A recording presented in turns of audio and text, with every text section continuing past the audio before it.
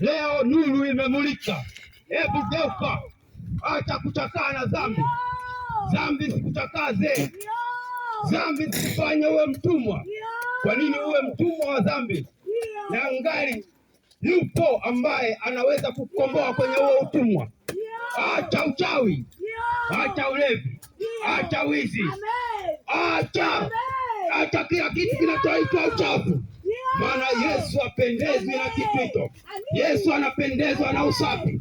Acha. Yesu yupo anayetakasa, yupo anayetakasa, yupo anayeokoa. Hebu badilika, hebu badilika.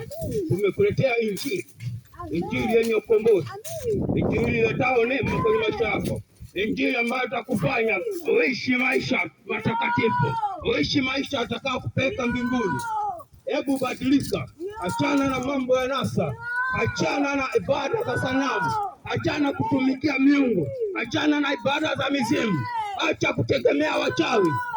Ujanja ni kwa Yesu, kwa sababu Yesu ndiye kibako ya wachawi. Yesu ndiye jibu la mambo yote. Hebu badilika, hebu badilika, geuza mtazamo wako, njoo kwa Yesu, njoo kwa Yesu upate kuwa salama. Hebu badilika. Kwa nini uhangaike? Kwa nini uhangaike na ngali msaada upo? Kwa nini uhangaike?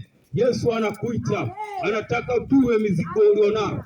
Uzinzi ulionao ni mzigo, uchawi ulionao ni mzigo, kila unachokiona kitu kilicho kichafu kwako ni mzigo.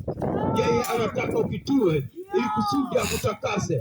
Leo hii neema imewafikia watu wa Chiwanda, ni kwamba tumezileta hizi habari za ufalme wa mbinguni.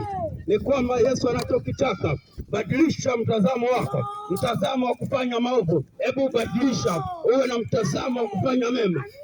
Ujanja ni kumpokea Yesu, ujanja ni kuacha dhambi, sio ujanja kutenda dhambi. Wengine wanaona fahari kutenda dhambi, lakini mwisho wake